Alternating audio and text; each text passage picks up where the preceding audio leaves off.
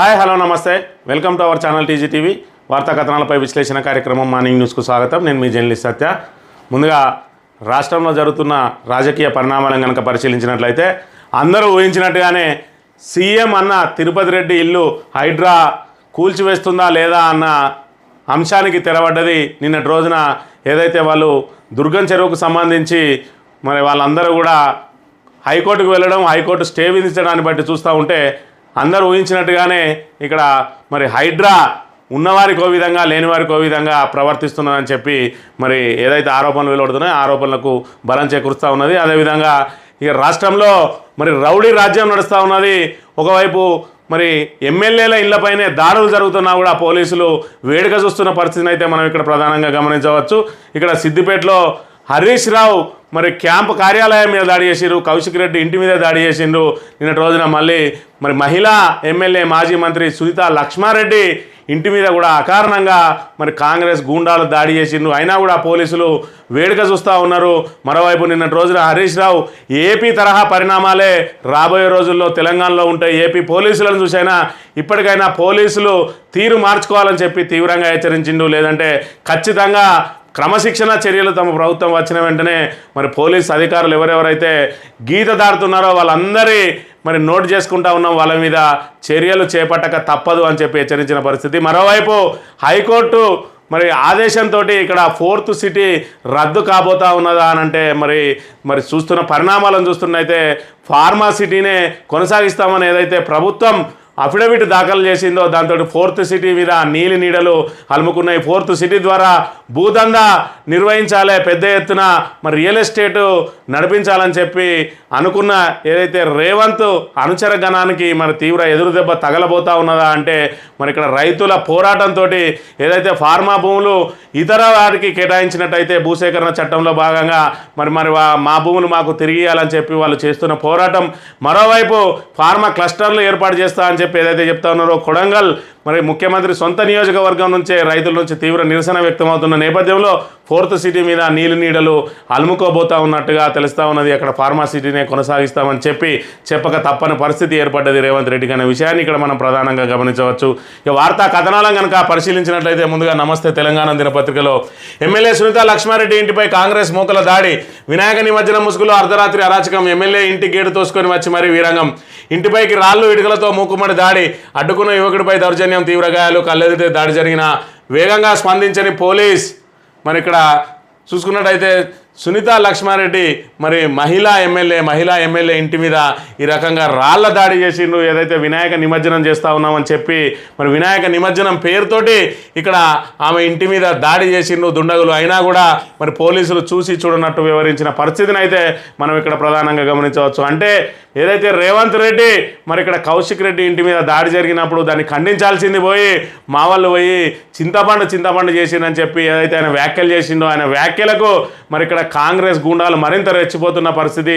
తమకు ముఖ్యమంత్రి అండగా ఉన్నాడు, ఎవరి మీద దాడులు చేసినా కూడా సమర్థిస్తుండు తప్ప మరి తమను మందలించడం లేదని చెప్పి వాళ్ళు రెచ్చిపోతున్న పరిస్థితి. దాంతో ఏకంగా మరి మహిళా ఎమ్మెల్యే ఇంటి మీద దాడులు చేస్తున్న పరిస్థితిని మనం ఇక్కడ గమనించవచ్చు. మరి ప్రజలందరూ చూస్తూ ఉన్నారు కాంగ్రెస్ గూండాయిజానికి సంబంధించి మరి ఏకంగా ఎమ్మెల్యేల ఇంటి మీద దాడులు చేస్తేనే ఇక్కడ మరి వాళ్ళకు రక్షణ లేని పరిస్థితి. ఈ నేపథ్యంలో మరి ఇక్కడ రాష్ట్రంలో శాంతి భద్రతలు ఇంకా మరి కొనసాగుతాయి, సామాన్యులకు మరి ఇక్కడ న్యాయం జరుగుతుంది అని చెప్పి ఆశించడం అత్యాశ అవుతుంది. మరి పోలీస్ డిపార్ట్మెంట్ నుంచి కూడా మరి రక్షణ ఆశించడం కూడా అత్యాశ అవుతుందనే విషయాన్ని ఇక్కడ మనం ప్రధానంగా గమనించవచ్చు. శాంతి భద్రతల పరిరక్షణ కోసం కాకుండా ఏదైతే మరి ఇక్కడ అధికార పార్టీ మరి వాళ్ళను ఏదైతే సంతృప్తి పరచడం కోసం మాత్రమే పోలీసులు పనిచేస్తూ ఉన్నారు. ఏదైతే ప్రతిపక్ష నేతల మీద దాడులు జరుగుతూ ఉంటే వేడుక చూడడం, అదేవిధంగా అవసరమైతే ప్రతిపక్ష నాయకులను అణచివేయడానికి అక్రమ కేసులు పెట్టడానికి మాత్రమే పోలీస్ డిపార్ట్మెంటు వినియోగం పడుతున్నదనే విషయాన్ని అయితే మనం ఇక్కడ ప్రధానంగా గమనించవచ్చు. ఇక నిజ నిర్ధారణపై నిర్బంధం, గాంధీ ఘటనపై వాస్తవాలు తెలుసుకునేందుకు ప్రయత్నించిన బీఆర్ఎస్ కమిటీ సభ్యుల అరెస్టు, ఉదయం నుంచే దవాఖానా అష్టదిగ్బంధం, జనగామలో పల్లా రాజేశ్వర్ రెడ్డి హౌస్ అరెస్టు, కమిటీపై సర్కారుకు వనకెందుకన్న కేటీఆర్, వాస్తవాలు వెలుగు చూస్తాయని అరెస్ట్ అంటున్న వెలుగు చూస్తాయని అరెస్ట్ అని చెప్పి హరీష్ రావు పేర్కొన్న అంశాన్ని ఇక్కడ మనం గమనించవచ్చు. ఏదైతే గాంధీ ఆసుపత్రిలో ఒకే రోజు 42 మంది మరి శిశువుల మరణాలు జరిగినాయో, అదేవిధంగా గాంధీ ఆసుపత్రిలో వివిధ ప్రభుత్వ ఆసుపత్రుల్లో సౌకర్యాల కొరత, అదేవిధంగా వైద్యుల కొరత, అదేవిధంగా రోగులు పడుతున్న ఇబ్బందులకు సంబంధించి మరి అనేక సార్లు ప్రభుత్వ దృష్టికి తీసుకొచ్చినా కూడా స్పందించకపోవడంతో మరి బీఆర్ఎస్ నిజ నిర్ధారణ కమిటీ వేసింది. మరి ఏదైతే బీఆర్ఎస్ ఎమ్మెల్యేలు, అదేవిధంగా మాజీ ఎమ్మెల్యేలు, మాజీ మంత్రి, మరి డాక్టర్ల బృందం ఉన్నదో ఆ డాక్టర్ల బృందంతో మరి ఇక్కడ ఒక నిజ నిర్ధారణ కమిటీ వేసింది. దానికి సంబంధించి నిన్నటి రోజున గాంధీ దవాఖానకు మరి నిజ నిర్ధారణ కమిటీ అధ్యయనం కోసం వెళ్తే ఎక్కడి వాళ్ళని అక్కడ అరెస్ట్ చేసిన పరిస్థితి. మరి వాళ్ళు ధర్నాలు చేయడానికి వెళ్ళలేదు, రాస్తారోకాలు చేయడానికి వెళ్ళలేదు, కేవలం మరి అక్కడ ఆసుపత్రిలో పరిస్థితులను ఏ విధంగా ఉన్నాయో పరిశీలించడానికి వెళ్తే ప్రభుత్వం ఎందుకు అరెస్ట్ చేసింది అంటే వాళ్ళ లోటుపాట్లన్నీ బయటపడతాయని చెప్పే మరి ఇక్కడ వాళ్ళందరినీ కూడా ఎక్కడికక్కడ అరెస్టులు చేసి మరి ఇక్కడ పోలీస్ స్టేషన్లకు తరలించిన పరిస్థితిని మనం ఇక్కడ ప్రధానంగా గమనించవచ్చు. మరోవైపు ఈ నిజ నిర్ధారణ కమిటీ మరి ఆసుపత్రులను మరి తనిఖీ చేయబోతా ఉన్నదని చెప్పి తెలిసిన ప్రభుత్వం ఆగమేఘాల మీద నిన్నటి రోజున మరి ఏదైతే హెల్త్ మరి వైద్య శాఖ మీద మరి ఇక్కడ సమీక్ష సమావేశం ముఖ్యమంత్రి రేవంత్ రెడ్డి ఆధ్వర్యంలో వైద్య ఆరోగ్య శాఖ మంత్రి దామోదర్ రాజనరసింహ ఆధ్వర్యంలో ఇక్కడ హుటాహుటిన దాని మీద సమీక్ష సమావేశం నిర్వహించిన పరిస్థితిని కూడా మనం ఇక్కడ ప్రధానంగా గమనించవచ్చు. డామిట్ కథ అడ్డం తిరిగింది. ఫార్మాసిటీ మేడిపల్లిలోనే హైకోర్టుకు స్పష్టం చేసిన రాష్ట్ర ప్రభుత్వం ఆ దిశగా భూసేకరణ ప్రక్రియ కొనసాగుతున్నది. పరిహారం చెల్లింపుపై చర్చలు జరుగుతున్నాయి. పిటిషన్దారులైన రైతులకు రైతు బంధు ఇస్తాం, పథకాలను వారికి వర్తింపజేస్తామంటున్న ప్రభుత్వం నెల రోజుల్లో రైతుల దరఖాస్తులు పరిష్కరించాలి, హైకోర్టు ధర్మాసనం ఆదేశం, విచారణ వాయిదా అని చెప్పి మరి ఇక్కడ ఫార్మాసిటీ భూములు ఏదైతే ఫార్మాసిటీ కోసం సేకరించారో దాన్ని ఫార్మాసిటీకే వినియోగించాలని చెప్పి మరి ఇక్కడ రైతులందరూ కూడా మరి భూసేకరణ చట్టంలో ఒకదానికి సేకరించిన భూములను మరొక దానికి వినియోగించే అవకాశం లేదు కాబట్టి ఫార్మాసిటీని కొనసాగిస్తారా లేదా మా భూములు తిరిగిస్తారా అని చెప్పి వాళ్ళు హైకోర్టును ఆశ్రయించడంతో మరి ఇక్కడ ఖచ్చితంగా అక్కడే ఫార్మాసిటీని కొనసాగిస్తామని నిన్నటి రోజున ప్రభుత్వం అఫిడవిట్ దాఖలు చేసింది. మరి దీనికి డామిట్ కథ అడ్డం తిరిగిందని చెప్పి అంటే 4th సిటీ పేరు మీద దాన్ని ఒక పెద్ద భూదందా నిర్వహించాలని చెప్పి రేవంత్ రెడ్డి అండ్ కో మరి ప్రయత్నాలు చేస్తూ ఉన్నదని ఏదైతే మరి ఇక్కడ ప్రతిపక్షాలు ఆరోపణలు చేస్తూ ఉన్నాయో ఆ ఆరోపణలకు సంబంధించి ఈరోజు మరి హైకోర్టుకు వీళ్ళు ఇచ్చిన మరి అఫిడవిట్ ద్వారా వాళ్ళ భూదందాకు చెక్ పడబోతా ఉన్నది. ఖచ్చితంగా అక్కడ మరి 4th సిటీ మీద నీడలు అలుముకోబోతా ఉన్నాయని చెప్పి మరి ఇక్కడ చెప్తున్న పరిస్థితిని మనం గమనించవచ్చు. ఫార్మా రద్దు బూమరాంగ్. కాంగ్రెస్ అధికారంలోకి వచ్చిన వారంలోనే ఫార్మాసిటీ రద్దు చేస్తున్నట్లు సీఎం ప్రకటన. 4th సిటీ పేరుతో రియల్ భూమికి ప్రయత్నం. స్కిల్ స్పోర్ట్స్ వర్సిటీలకు భూముల కేటాయింపు. మెట్రో విశాలమైన రోడ్ల పేరిట భారీ హడావుడి. ఓఆర్ఆర్ చుట్టూ ఫార్మా విలేజ్ల పేరుతో డ్రామా. ఫార్మా క్లస్టర్లకు 1000 ఎకరాల సేకరణ ప్రారంభం. భూములు తీసుకోవద్దని క్లస్టర్ బాధితుల పోరు. తీసుకున్నవి వెనక్కి ఇవ్వాలంటున్న ఫార్మా రైతులు. ఫార్మాసిటీ ఉంటుందని కోర్టుకు తెలిపిన ప్రభుత్వం. కోర్టు కేసుతో కాంగ్రెస్ ఫ్యూచర్ ఆశలు గల్లంతు. ఏదైతే 4th సిటీ ఫ్యూచర్ సిటీ ఇక్కడ పెద్ద పెద్ద యూనివర్సిటీలు రాబోతూ ఉన్నాయి, పెద్ద మరి ఇక్కడ క్లస్టర్ రాబోతూ ఉన్నాయి, పెద్ద పరిశ్రమలు రాబోతూ ఉన్నాయి. కాలుష్య రహిత పరిశ్రమలన్నిటినీ కూడా మరి ఫ్యూచర్ సిటీలో ఏర్పాటు చేయబోతున్నాం. భవిష్యత్ అంతా కూడా ఈ 4th సిటీదే, అదే ఫ్యూచర్ సిటీ అని చెప్పి దాన్ని ఒక పెద్ద భూమరాంగ్ సృష్టించి అక్కడ చుట్టుపక్కల తన అనుయాయులతోటి వందలాది ఎకరాల భూములను మరి రైతుల దగ్గర నుంచి మరి ఆ తక్కువ ధరకు కొనుగోలు చేసి దాన్ని అంతా కూడా రియల్ ఎస్టేట్గా డెవలప్ చేసి కోట్లాది రూపాయలు కొల్లగొట్టాలని చేసిన ప్రయత్నానికి ఇక్కడ మరి హైకోర్టు అడ్డుకట్ట వేసిందనే చెప్పవచ్చు. ఏదైతే ఫార్మాసిటీ రద్దు అని చెప్పి మరి ఫార్మాసిటీ మీద వివిధ రకాలుగా ఏదైతే అధికారంలోకి వచ్చిన వెంటనే మరి రేవంత్ రెడ్డి వివిధ సందర్భాలలో ఏమేమి మాట్లాడిండో ఒకసారి గమనించినట్టయితే ఫార్మాసిటీని రద్దు చేస్తున్నాం, అక్కడ మెగా టౌన్షిప్ను నిర్మిస్తాం. డిసెంబర్ 13 అధికారులతో సమీక్ష సమావేశంలో మరి మీడియా చిట్చాట్లో సీఎం చెప్పిన మాట మొట్టమొదటిసారిగా ఫార్మాసిటీని రద్దు చేస్తామని ఏదైతే డిసెంబర్ మరి 7వ తేదీన ప్రమాణ స్వీకారం చేసిండో 13వ తేదీన ప్రకటించిండు ఫార్మాసిటీని రద్దు చేస్తామని. అదేవిధంగా ముందుగా మరి ఇక్కడ మేనిఫెస్టోలో చెప్పిన అంశం ఏంటంటే అధికారంలోకి రాగానే ఫార్మాసిటీని రద్దు చేస్తాం, సేకరించిన భూములను రైతులకు తిరిగి ఇస్తామని చెప్పి మేనిఫెస్టోలో కాంగ్రెస్ హామీ ఇచ్చింది. మరి ఫార్మాసిటీని రద్దు చేస్తామన్న తర్వాత అక్కడ రైతులకు తిరిగి ఇస్తా అనే అంశాన్ని మాత్రం మర్చిపోయింది. అక్కడ మెగా టౌన్షిప్ను నిర్వహిస్తామని చెప్పిన పరిస్థితి. ఆ తర్వాత జనవరిలో ఫార్మాసిటీకి బదులు ఓఆర్ఆర్ RRR మధ్య ఫార్మా క్లస్టర్లు ఏర్పాటు చేస్తామని చెప్పి జనవరి 1 రోజున మరి మీడియా సమావేశంలో చెప్పిండు. అదేవిధంగా ఫిబ్రవరి 18న ఫార్మాసిటీ దగ్గర అందుబాటులో ఉన్న 25,000 ఎకరాలను నూతన సిటీగా నిర్మిస్తున్నాం. అందులో యూనివర్సిటీలు, హెల్త్ టూరిజం డెవలప్మెంట్, ఈవీ బ్యాటరీలు, sports village, IT, not polluted ఫార్మాను డిజైన్ చేస్తున్నామని చెప్పి ఫిబ్రవరి 18న క్రెడాయి సదస్సులో మరి రేవంత్ రెడ్డి చెప్పిన పరిస్థితిని మనం ఇక్కడ ప్రధానంగా గమనించవచ్చు. తర్వాత మన జూన్ 5న మరి ఇండియా ఫార్మాస్యూటికల్ కాంగ్రెస్లో డిప్యూటీ సీఎం బట్టి విక్రమార్క చెప్పిన అంశాన్ని కనుక గమనించినట్టయితే outer ring road regional ring road మధ్య ఫార్మా క్లస్టర్లు ఏర్పాటు చేస్తాం, అంటే ఇక్కడ ఫార్మాసిటీని రద్దు చేస్తున్నాం అని చెప్పి ప్రకటించిన పరిస్థితిని మనం ఇక్కడ ప్రధానంగా గమనించవచ్చు. ఈ లెక్కన మరి ఇప్పుడు చూసుకున్నట్టయితే సోమవారం ఫార్మాసిటీని అక్కడనే కొనసాగిస్తామని చెప్పిన పరిస్థితి. దాంతో మరి ఫ్యూచర్ ఆశలన్నీ కూడా గల్లంతైనాయి. ఏదైతే బూమరాంగ్ చేసి పెద్ద ఎత్తున రియల్ ఎస్టేట్ నడిపించాలని చెప్పి అనుకున్న రేవంత్ రెడ్డి ఆశలకు కళ్ళెం పడ్డట్టుగా మనం ఇక్కడ ప్రధానంగా గమనించవచ్చు. దాంతో ఏదైతే ఫార్మా కంపెనీలను రద్దు చేస్తా ఉన్నాం, ఫార్మాసిటీని రద్దు చేస్తామని చెప్పిండ్రో ఆ ఫార్మాసిటీని మరి కొనసాగించక తప్పని పరిస్థితి. కొనసాగిస్తారా లేదంటే రైతులకు భూములు తిరిగిస్తారా అన్నతోటే మరి ఇక్కడ ఫార్మాసిటీని కొనసాగిస్తామన్నారు. మరి ఆ ముసుగులో ఇంకా ఏం చేయబోతారన్నది రాబోయే రోజుల్లో తేలనున్న అంశాన్ని మనం గమనించవచ్చు. ఇక హైడ్రా విషయానికి వస్తే బ్రదర్ భద్రం బడుగులు చిద్రం, హైడ్రా ద్వంద్వ వైఖరి మరోమారు పట్టబయలు, పేదోడి ఇంటిపైకి శరవేగంగా హైడ్రా బుల్డోజర్లు, దుర్గం చెరువు ఆక్రమణలపై మీనమేషాలు, నోటీసులు ఇచ్చిన విషయమే మరిచిన అధికారులు, రేవంత్ రెడ్డి సోదరి ఇల్లు ఉండడమే కారణం, హైకోర్టు స్టేతో ఊపిరి పీల్చుకున్న అమర్ సొసైటీ అని చెప్పి మరి ఇక్కడ ఏదైతే చిన్న మధ్యతరగతి అంటే పేద మధ్యతరగతి వాళ్ళు ఎవరైతే చిన్న చిన్న ఇంట్లో గుడిసెలో మరి చిన్నగా మరి ఏదైతే సప్పో చేసి చిన్న ఇల్లు కట్టుకోవడమో లేదంటే మరి చిన్నపాటి మినీ పరిశ్రమలు ఏర్పాటు చేసుకోవడం జరుగుతాయి. నిన్నటి రోజున చూసినాం ఏదైతే క్యాటరింగ్ చేయడం కోసం దానికి సంబంధించిన మిషనరీ అంతా పెట్టుకొని ఒక కుటుంబం మరో 10 మందిని మరి అక్కడ ఎంగేజ్ చేసుకొని బతుకుతున్న వాళ్లకు కనీసం నోటీసులు ఇవ్వకుండా పూర్తి స్థాయిలో నీలమట్టం చేసిరు. నిన్నటి రోజున చూసుకున్నట్టయితే ఇక్కడ మరి చెప్పుల షాపు రోడ్డు పక్కన పెట్టుకున్న చెప్పుల షాప్ అతను మరి ఆ తల్లి కొడుకులు ఇద్దరు కూడా నిన్న మరి వాళ్ళ రోజులను మిన్నంటినే ఏకంగా బుల్డోజర్లను తీసుకొచ్చి వాళ్ళ మీద మరి హైడ్రా బుల్డోజర్లను పెట్టి అక్కడి నుంచి వాళ్ళని తరలిస్తున్న పరిస్థితి, అవన్నింటినీ కూడా నాశనం చేస్తున్న పరిస్థితి. మరోవైపు మరి తిరుపతి రెడ్డి ఇల్లు ఉన్న దుర్గం చెరువుకు సంబంధించి అమర్ సొసైటీకి అయితే మరి 30 రోజులలో ఖాళీ చేయాలని చెప్పి నోటీస్ ఇచ్చారు. అది 30 రోజులు దాటినా కూడా హైకోర్టు స్టే వచ్చే వరకు కూడా ఇప్పటి వరకు దాని మీద ఎలాంటి చర్యలు తీసుకోలేదు. మరి అందరికీ ఒకే రూల్ ఉంటుంది, హైడ్రాకు మరి ఇక్కడ బంధుప్రీతి లేదు, చిన్న పెద్ద ఒకటే అని చెప్పి పెద్ద పెద్ద గాలి మాటలు మాట్లాడిండ్రు. ఇటు రంగనాథ్ అయితేంది, ఇటు ముఖ్యమంత్రి రేవంత్ రెడ్డి అయితేంది, ఇద్దరి కూడా గాలి మాటలే అని చెప్పి తేలిపోయింది. ఇక్కడ మరి ఏదైతే తిరుపతి రెడ్డి ఇల్లు ఉన్నదో రేవంత్ రెడ్డి అన్న ఇల్లు, ఆ ఇల్లున్న కారణంగానే ఇవాళ అమర్ సొసైటీ అనేది సేఫ్ సైడ్లో పడిపోయింది.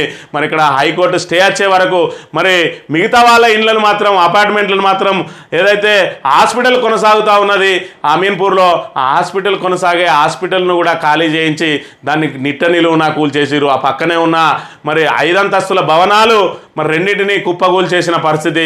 మరి వాళ్ళు సోమవారమో మంగళవారమో కూలిస్తే వాళ్ళు కోర్టుకు పోయే పరిస్థితి ఉంటుంది. ఒక బిల్డింగ్ కూల్చేలోపు మిగతా బిల్డింగ్ వాళ్ళు స్టే తెచ్చుకుంటారని చెప్పి శనివారం సాయంత్రాలు నోటీసులు ఇచ్చి ఆదివారం మరి అర్ధరాత్రుల వరకు కూల్చేసిన పరిస్థితి. అదే తిరుపతి రెడ్డికి మాత్రం ఇక్కడ నెల రోజులు నోటీస్ ఇచ్చి నెల దాటినా ఇంకా స్టే రాలేదని చెప్పి ఆగి స్టే వచ్చే వరకు వెయిట్ చేసిన పరిస్థితి. ఈ రకంగా హైడ్రా దేనికోసం ఏర్పాటు చేసిర్రు, అక్రమ వసూళ్ల కోసమే ఏర్పాటు చేసిర్రు అని చెప్పి ఏదైతే ఆరోపణలు వస్తున్నాయో, అదేవిధంగా హైడ్రా అనేది సామాన్యుల మీద ప్రతాపం చూపించి తనకు పడని వాళ్ళ మీద ప్రతాపం చూపించి కక్ష సాధింపుల కోసం డబ్బుల వసూళ్ల కోసం ఢిల్లీకి కప్పం కట్టడం కోసమే హైడ్రా ఏర్పాటు చేసిర్రు అని చెప్పి ఏవైతే ప్రతిపక్షాలు ఆరోపణలు చేస్తూ ఉన్నాయో దానికి బలం చేకూర్చే విధంగా ఈరోజు అమర్ సొసైటీకి స్టే వచ్చే వరకు కూడా హైడ్రా దాని జోలికి పోకపోవడం. మరి 30 రోజులు నోటీస్ ఇచ్చినావు, కనీసం వారం రోజులు టైం ఇవ్వన్నా 2 రోజులు టైం ఇవ్వన్నా సామాన్య మధ్యతరగతి వాళ్ళకు మాత్రం టైం ఇవ్వవు. వీళ్ళకి 30 రోజులు టైం ఇచ్చి ఆ 30 రోజులు దాటినా కూడా వాళ్ళ వైపు మాత్రం కన్నెత్తి చూడవు. ఇదేం సంస్కృతి, ఇదేం పద్ధతి? హైడ్రా అనేది మరి ఇక్కడ వినాశనం కోసం, విధ్వంసం సృష్టించడం కోసమే ఏర్పాటు చేసిన సంస్థగా ఈరోజు ఆరోపణలు ఎదుర్కొంటున్న పరిస్థితిని అయితే మనం ఇక్కడ ప్రధానంగా గమనించవచ్చు. ఇక విజయ పాల సేకరణ ధర తగ్గింపు, లీటర్పై 5 తగ్గించే యోచనలో ప్రభుత్వం, పాడి రైతుల వద్ద చైర్మన్ అమిత్ ప్రతిపాదన, ప్రభుత్వ సమీక్షలను ధర తగ్గింపుపై చర్చ, ప్రైవేట్ డైరీల తరాలో చెల్లించే యోచన, భారం తగ్గాలంటే ధరలు దించాల్సిందేనట, రైతు కోసం సేకరణ ధర పెంచిన బీఆర్ఎస్, నష్టాల పేరిట తగ్గిస్తున్న కాంగ్రెస్ సర్కార్. ఎప్పుడైతే హెరిటేజ్ సంస్థ మరి ఇక్కడ హైదరాబాద్లో పెట్టుబడులు పెడతా ఉన్నది 200 కోట్లతోటి మరి కొత్త డైరీని స్థాపించబోతా ఉన్నదో అని ప్రకటన వస్తున్నదో అప్పటి నుంచి విజయ డైరీని మరి మూసివేసే కుట్రలు జరుగుతూ ఉన్నాయని చెప్పి ప్రతిపక్షాలు ఆరోపిస్తూ ఉన్నాయి. ఒకవైపు పాడి రైతులకు చెల్లించాల్సిన బకాయిలను అట్లనే పేరుకుపోతూ ఉన్నాయి. అయినప్పటికీ కూడా వాటిని పట్టించుకోకుండా మరోవైపు ఇప్పుడు ధరలు తగ్గిస్తామంటా ఉన్నారు. అంటే క్రమంగా వీళ్ళు ఏదైతే విజయ డైరీకి పాలు పోసే రైతులు, పాడి రైతులు ఎవరైతే ఉన్నారో వాళ్ళందరూ కూడా క్రమంగా ప్రైవేటు వైపు మళ్ళాలే. మరి దానికి ఆల్టర్నేట్గా ఇక్కడ హెరిటేజ్ సంస్థ వస్తూ ఉన్నది. మరి వాళ్ళకు పాల సేకరణ అవసరం. మరి రైతులందరూ విజయగా వస్తే మరి హెరిటేజ్ ఎట్లా నడవాలి? మరి ఇక్కడ అసలే రేవంత్ రెడ్డి గురువుది అది. మరి ఆయన గురువుకు సంబంధించి ఆయన పాపం 200 కోట్లు పెట్టుబడి పెట్టి హైదరాబాద్లో ఒక సంస్థ పెట్టుకుంటా అంటే మరి ఆయనకు సాయం చేయకపోతే మరి గురుదక్షిణ ఎట్లా ఇస్తాడు రేవంత్ రెడ్డి? అందుకే విజయ డైరీని తొక్కిపెట్టి ఈరోజు మరి హెరిటేజ్ని లేపడానికి ప్రయత్నం జరుగుతూ ఉన్నది. మరి ఇప్పటికే మొత్తం బకాయిలు ఇస్తామన్నారు. ఇప్పటికి 50 కోట్ల రూపాయలే మరి ఇస్తామంటున్నారు. 26వ తేదీన పెద్ద ఎత్తున ఆందోళన కార్యక్రమాలు చేపడదాం మరి మా బకాయిలు ఇవ్వకపోతే అని చెప్పి ఏదైతే వాళ్ళు మరి ఇక్కడ ఆందోళన కార్యాచరణ రూపొందించారో దాంతో 50 కోట్లు మాత్రమే, 150 కోట్లకు 50 కోట్లు మాత్రమే విడుదల చేయబోతా ఉన్నారు. మరోవైపు 5 రూపాయలు తగ్గిస్తాం అంటే విజయ డైరీకి పోస్తే పోయండి, లేదంటే మీరు ప్రైవేటుకు వెళ్ళండి, మాకేం అభ్యంతరం లేదన్నట్టుగా ఉన్నది. కొత్తగా వచ్చిన చైర్మన్, పాడి పరిశ్రమల చైర్మన్ ఏదైతే గుత్తా అమిత్ రెడ్డి, ఏదైతే గుత్తా సుఖేందర్ రెడ్డి వల్ల కొడుకున్నాడో దానికి సంబంధించిన పరిస్థితిని మనం ఇక్కడ గమనించవచ్చు. చైల్డ్ పోర్ను చూసినా నేరమే, వీడియోలు డౌన్లోడ్ స్టోర్ చేసుకోవడం పోక్సో చట్టం కింద నేరపూరిత చర్యలే. దేశ అత్యున్నత న్యాయస్థానం కీలక తీర్పు, పిల్లల అశ్లీల చిత్రాలు చూడడం నేరం కాదని మద్రాసు హైకోర్టు ఇచ్చిన తీర్పు కొట్టివేత. హైకోర్టు తీర్పు ఘోర తప్పిదమని వ్యాఖ్య అని చెప్పి మరి చైల్డ్ పోర్న్కి సంబంధించి దాన్ని డౌన్లోడ్ చేసుకున్నా చూసినా కూడా నేరమే అని చెప్పి మరి మద్రాసు హైకోర్టు ఏదైతే మరి చైల్డ్ పోర్ను చూడడం నేరం కాదు అని చెప్పి తీర్పిచ్చిందో దాన్ని సుప్రీంకోర్టు తీవ్రంగా మరి ఖండించింది. దాన్ని మరి సమీక్షించుకోవాలని చెప్పింది. ఖచ్చితంగా చైల్డ్ పోర్న్కు సంబంధించి ఎవరైనా సెల్ ఫోన్లలో డౌన్లోడ్ చేసుకున్నా వాటిని చూసినా కూడా నేరమే. కాబట్టి మరి ఇక్కడ యువత, ముఖ్యంగా యువత అంతా అప్రమత్తంగా ఉండాలి. చైల్డ్ పోర్న్కు సంబంధించి అసలు పోర్న్ వీడియోలు చూడడమే మానేయడం మంచిదనే విషయాన్ని మనం ఇక్కడ గమనించాలి. గూగుల్లో మరి అవైలబుల్లో ఉంటా ఉన్నాయి ఇవన్నీ కూడా.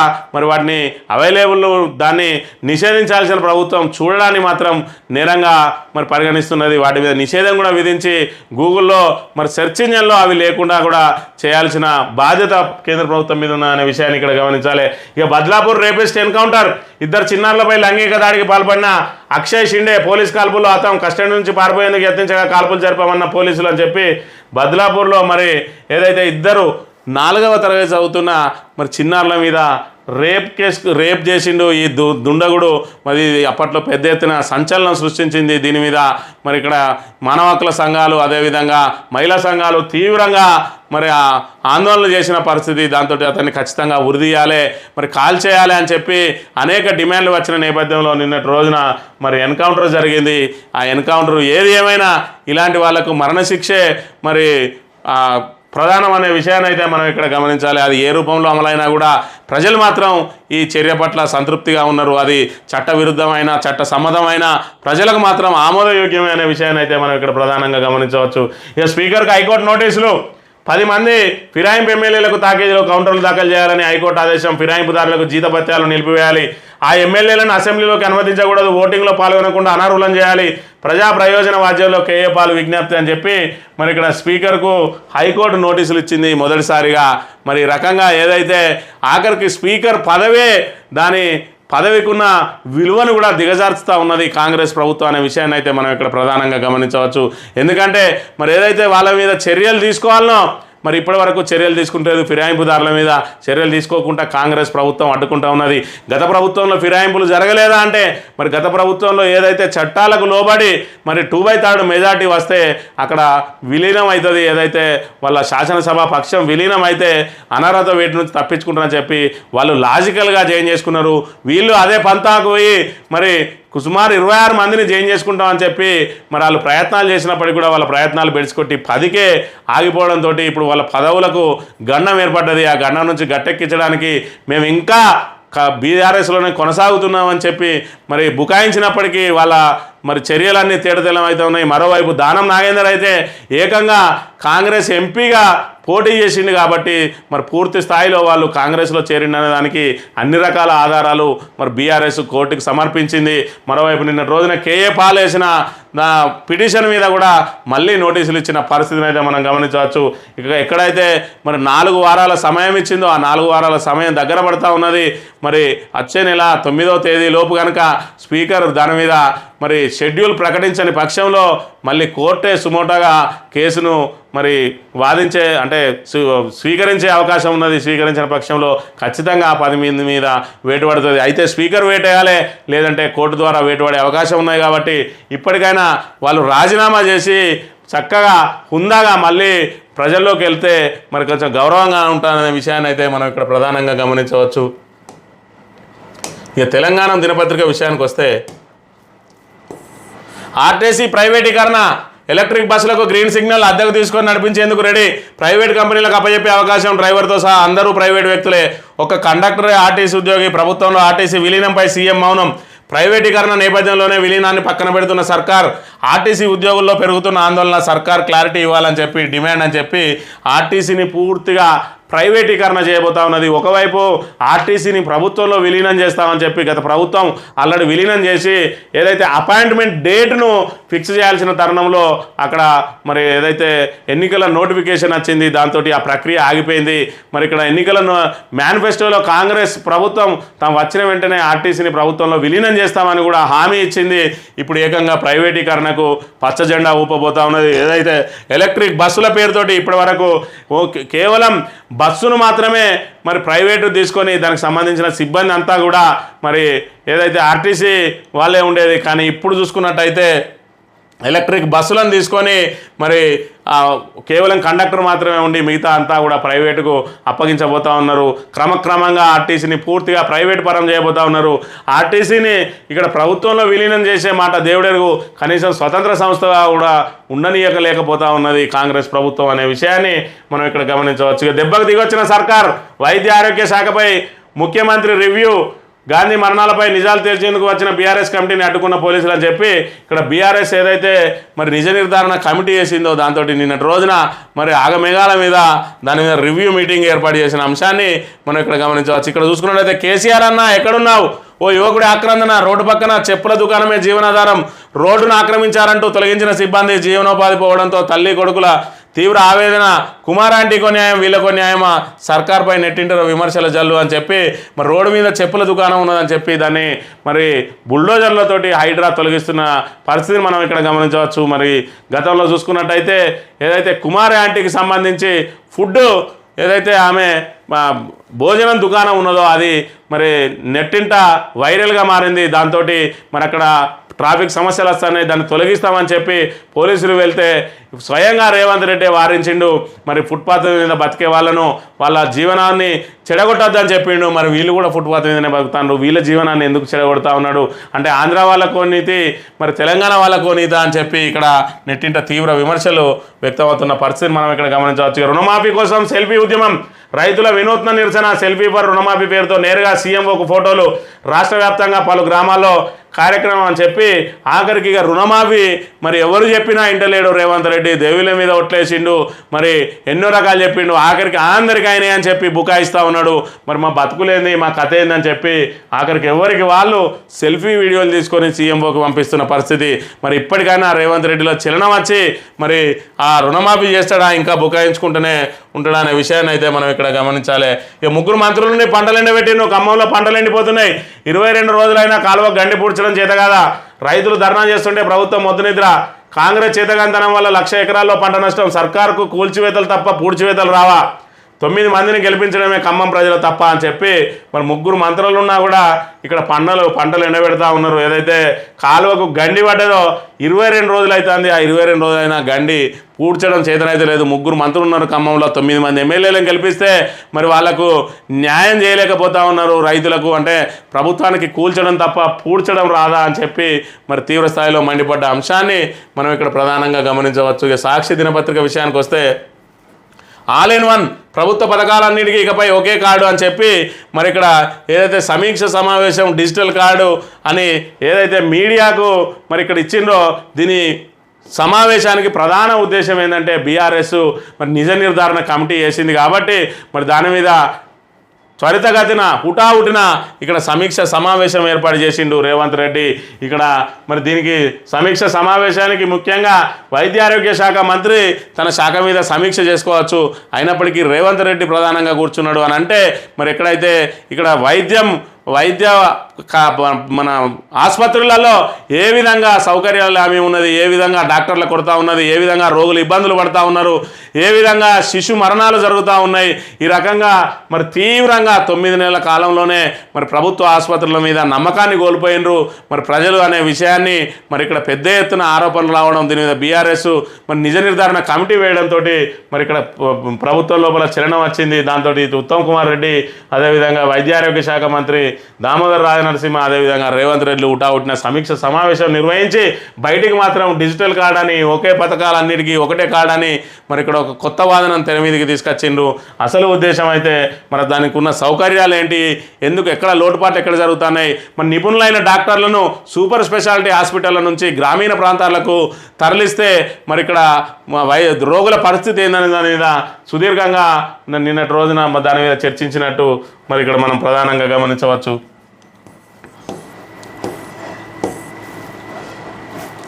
ట్రాన్స్ఫార్మర్ల టపటపా 1,06,260 గతేడాది కాలిపోయిన ట్రాన్స్ఫార్మర్లు.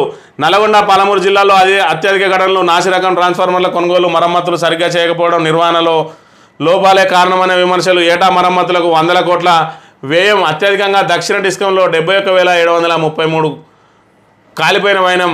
రెండో ఆర్థిక వార్షికంలో ఎక్కువగా ఓవర్లోడ్ అని చెప్పి మరి ఇక్కడ ట్రాన్స్ఫార్మర్లు టపటపా కాలిపోతూ ఉన్నాయి. 1,00,000కు పైగా ట్రాన్స్ఫార్మర్ కాలిపోయినాయి. ఒకవైపు నాసిరకం ట్రాన్స్ఫార్మర్లు, మరోవైపు లో వోల్టేజ్, మరోవైపు కరెంటు ఉత్పత్తికి సంబంధించి ఏదైతే డిమాండ్కి సరిపడా సరఫరా లేకపోవడంతో ఇక్కడ ట్రాన్స్ఫార్మర్లు అన్నీ కూడా టపటపా కాలిపోతున్నాయని చెప్పి ప్రధానంగా వార్తను ప్రచురించింది.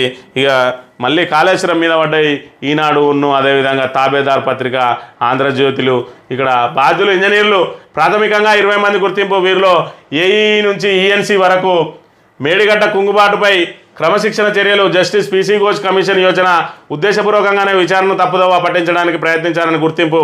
విజిలెన్స్ మధ్యంతర నివేదికలో ఇదే ప్రస్తావన. నెలాఖరుకు పూర్తిస్థాయి నివేదిక ఇచ్చే ఛాన్సు.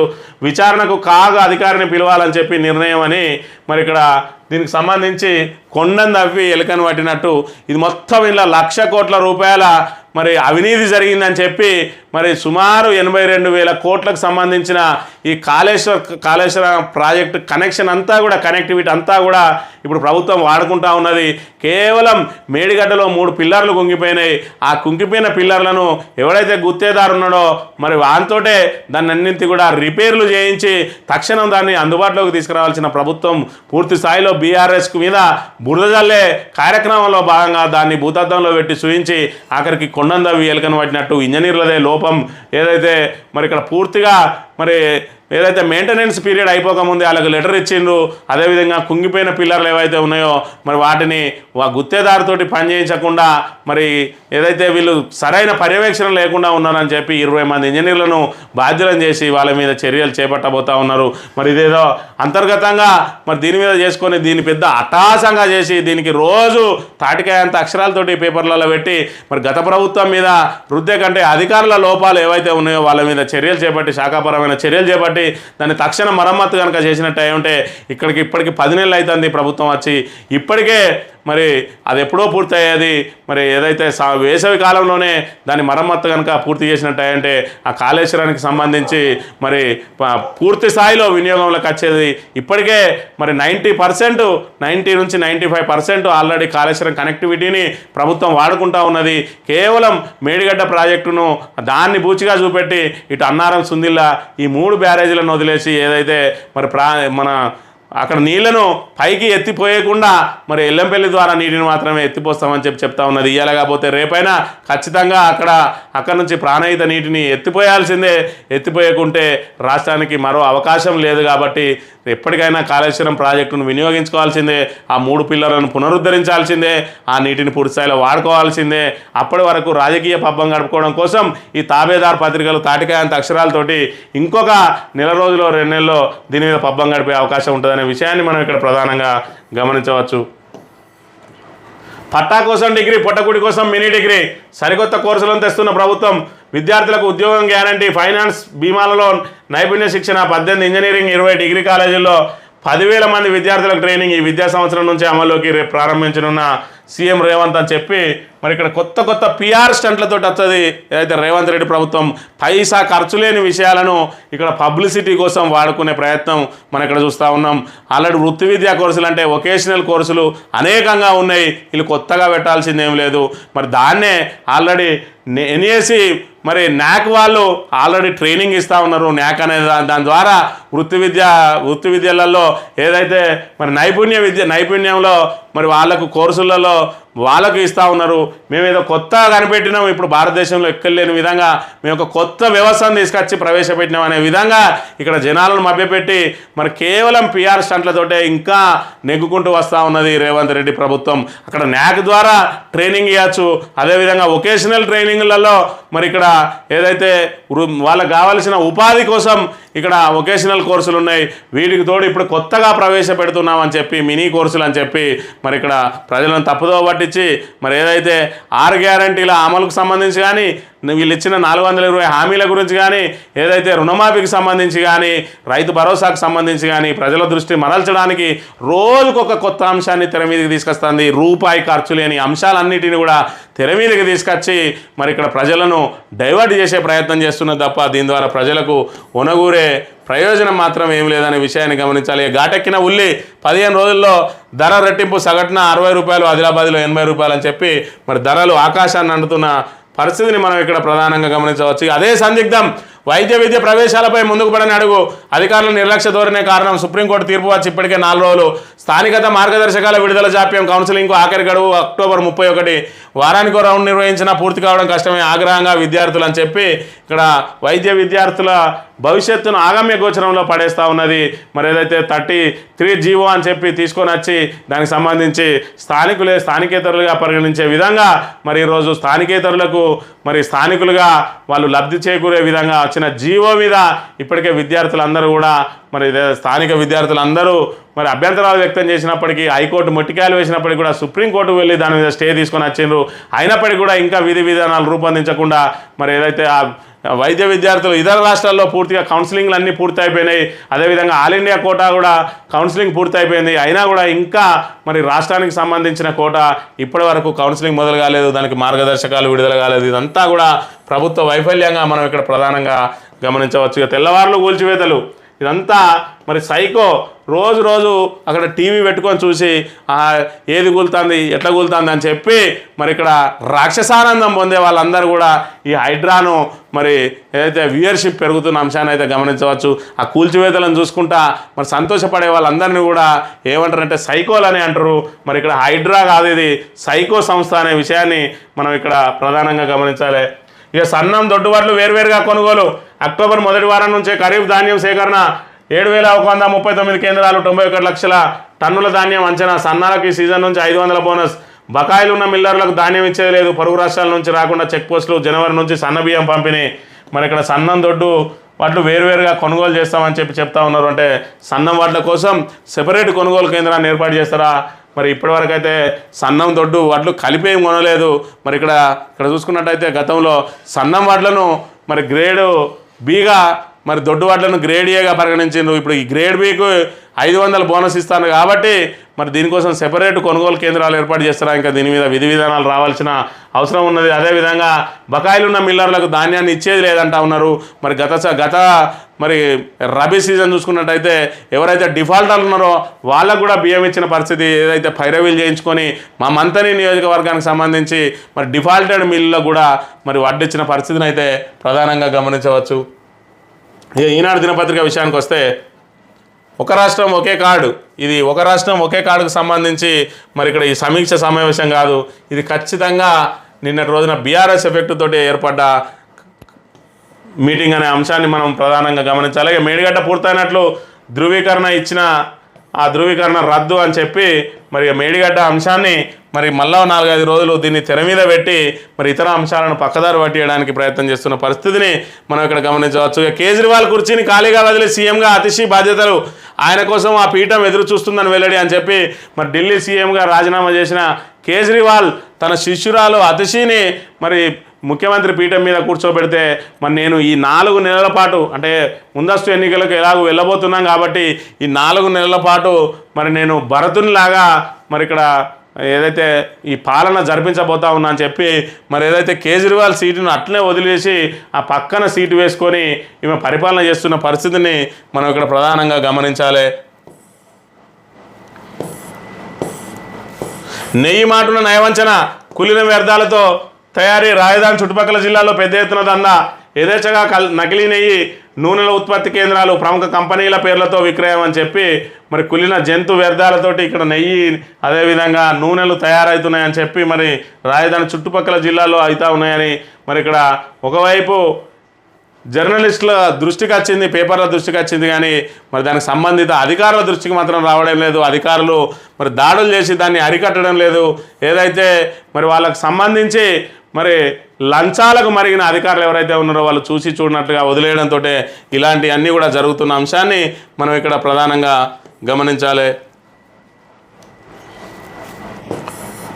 ఎంటెక్లోనూ అమ్మాయిలదే పైచేయి, తొలిసారిగా అబ్బాయిలను మించి చేరిక 4351 మందిలో 51% వారే ప్రైవేట్ ఇంజనీరింగ్ కళాశాలలో అధ్యాపకులుగా చేరే లక్ష్యం అని చెప్పి మాస్టర్ ఆఫ్ టెక్నాలజీ ప్రవేశాల్లో అమ్మాయిలు తొలిసారిగా అబ్బాయిలను అధిగమించారు. ప్రస్తుత విద్యా సంవత్సరం ఆయా కోర్సుల్లో చేరిన వారిలో 51.11 మంది అమ్మాయిలే కావడం విశేషం. గత ఏడాది స్వల్పంగా అబ్బాయిల ఆధిపత్యం కనిపించగా ఈసారి వెనుకబడ్డారు.